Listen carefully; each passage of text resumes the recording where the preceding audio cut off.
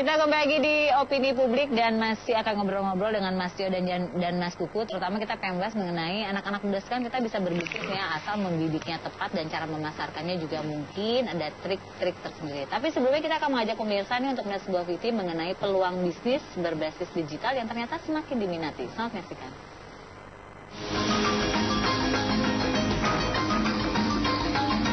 Bagi Anda yang memiliki jiwa entrepreneur, banyak celah bisnis yang menjanjikan dalam dunia bisnis digital. Sudah banyak orang yang meraih kesuksesan dalam bisnis digital. Sebut saja Mark Zuckerberg dengan Facebook, Chad Hurley dengan YouTube, atau Larry Page dengan Google, dan lain sebagainya. Sedangkan contoh dalam negeri yang sedang ramai saat ini adalah aplikasi digital berbasis delivery service dan transportasi kendaraan roda 2 dan 4. Aplikasi ini tak hanya sukses melambungkan nama pendirinya, namun juga turut mensejahterakan mitra pengemudinya. Populasi masyarakat Indonesia mencapai 250 juta jiwa, membuka peluang bisnis berbasis teknologi digital semakin luas. Selain itu, hampir setengah penduduk Indonesia berusia di bawah 30 tahun, sehingga peluang bisnis teknologi digital semakin besar. Banyaknya retail online juga menjadi bukti bahwa semakin banyak konsumen yang telah terbiasa menggunakan internet dalam kegiatan sehari-harinya. Salah satunya kegiatan perdagangan online atau e-commerce yang saat ini tumbuh pesat. Memulai bisnis digital dirasa cukup menjanjikan, karena menurut data yang dikeluarkan oleh Internet World Stats, pengguna internet Indonesia melonjak dari 72 juta di 2015 ke angka 88 juta di 2016. Sehingga startup company berbasis teknologi memiliki nilai tambah yang jauh lebih ekonomis dan dapat menjawab tantangan zaman. Nah, ternyata kan bisnis-bisnis yang berbasis digital ini semakin diminati. Karena memang mungkin sekarang juga kita, ya nggak setuju nggak nih Mas Kuko, Mas Tio? Sekarang juga orang mau kemana-mana udah macet, ya kan? Sekarang fleksibel, kalau apa-apa datang langsung pesen, datang menyamperin kita, ya nggak? Itu salah satu eranya kan sekarang kan? Nah, sekarang pelaku bisnis sendiri nih banyak yang di digital ini, dia terutama yang memanfaatkan sosial media, banyak anak-anak muda nih. Nah, mungkin kalau Mas Kuko lihat nih, Mas Kuko, anak-anak muda sekarang ini kan banyak yang kreatif, didukung dengan banyaknya support system sekarang yang semakin mendukung. Kira-kira ada apa lagi tren di dunia sosial media yang kayaknya lagi oke nih penjualan selain kopi juga gitu? Jadi kalau kita sedikit mundur, kita ini kan bisa dibilang sekarang hidup di era dimana lebih baik ketinggalan dompet di rumah daripada ketinggalan handphone di rumah gitu ya. Dari tadi pengguna internet yang segitu banyak, data mengatakan 85% lebih internet diakses melalui smartphone. Tadi ya, jadi kita sekarang lebih panik ketinggalan handphone di rumah daripada dompet gitu kan. Nah, dari sinilah ya suka mungkin karena kenapa anak muda akhirnya yang memanfaatkan, karena memang ya kadang-kadang yang usianya sudah agak lanjut, mereka selalu menganggap gaptek gitu kan. Padahal sebenarnya ketika dia ngomong gaptek itulah dia nggak akan maju-maju jadinya. Nah, sedangkan anak muda di sini adalah kalau saya ngomongnya suka ya bercanda lagi. Anak muda ini kan anak-anak muda kreatif ya, bukan kreatif. Karena kere jadi aktif. Jadi lebih kreatif dalam artian kere. Ya mereka ada pengen sesuatu tapi ya mereka aktif. Jadi mereka ngomongnya kreatif. Nah, anak muda ini akhirnya ya kayak tadi ya, karena dia ada kebutuhan, akhirnya ya mereka cari cara akhirnya. Sedangkan kadang-kadang ya mohon maaf yang usia-usia lanjut udah di comfort zone. Jadi ya yang muda-muda ini akhirnya mencari cara ya gimana yang efektif dan tentunya efisien akhirnya untuk akhirnya gimana nih memanfaatkan si teknologi ini dengan baik gitu lah. Salah satunya kayak Tuku mungkin pakai Instagram, mungkin pakai Facebook. Banyak juga industri-industri lain ya, saya banyak nemuin industri clothing contohnya. Itu banyak sekali sekarang yang udah punya Instagram bisa puluhan ribu. Ya mungkin kayak contoh aja kayak Dian Pelangi ya yang hijab ya, punya Instagram di atas 4 juta. Jadi bayangin kalau udah ada 4 juta followers, 4 juta dia keluarin satu baju aja mungkin udah selesai. Mungkin belum sempat bajunya sampai ke tokonya udah habis. Mungkin kalau juga dengar ada Vanilla Hijab ya, jualan hijab sampai sehari bisa 3.000 pieces gitu kan. Wah, itu akhirnya kan ya inilah yang kita lihat banyak akhirnya industri-industri yang tersupport gara-gara ini gitu. Nah, kita juga kalau saya sendiri sama teman-teman kita banyak ketemu sama UKM, ya inilah kita dorong nih. Ayo ini ada, kita selalu bilang gini, email gratis, Facebook gratis, Twitter gratis gitu ya, buat YouTube gratis. Tapi kalau kita selalu tanya gini, kalau kios bayar atau gratis? Bayar. Iya. Tapi kenapa suka yang bayar ya? Padahal platform ini gratis. Tapi memang kasihannya kita sering banget ketemu simply karena mereka gitu. Saya nggak tahu. Nggak ngerti. Gitu ya. Nah ini kan sayang sekali ya. Jangan sampai nanti justru orang-orang yang dari luar ngelihat peluang ini akhirnya mereka yang ambil gitu.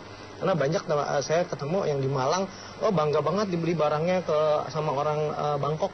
Kerajinannya dari Malang gitu ya, taunya beli dari Malang 100.000, di Bangkok dijual 400.000. Nah itu dia Mbak Intan pergi ke Bangkok beli 400.000, bilang gini, oleh-oleh nih dari Bangkok. Bolak-balik dong tuh barangnya. barang gitu. Nah inilah yang kita selalu encourage para pebisnis untuk yuk manfaatin teknologi yuk. Gitu. Tapi berarti pasar di kita sangat luar biasa ya? Kalau saya sih masih melihat masih sangat luas ya. Industrinya sih kita lihat sekarang terbuka lah ya. Jadi semua mencoba ya. Kita kalau saya pribadi ngeliat ya kita coba aja, kita nanti akan ketemu kok formnya mana yang ketemu nanti ya.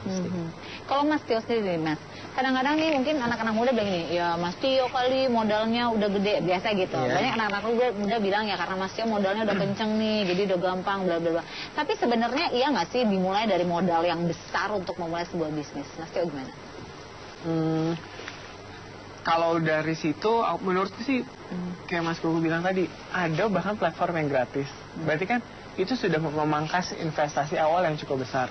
Jadi sebenarnya selama kita kayak mungkin kalau berusaha jadi reaktif kata Mas Kuku tadi, mungkin bisa juga jadi kayak kita memanfaatkan yang ada gitu. Karena posisinya aku pun di saat aku mulai usaha pertamaku, aku juga tidak bilang modal yang aku pakai kecil.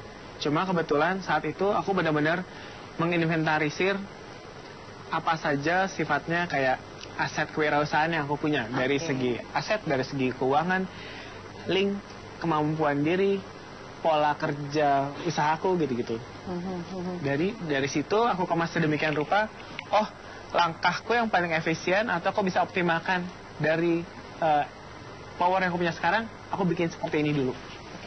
Dari situ selama kita konsisten, nanti insya Allah sih berkembang. Bisa dikembangin ya.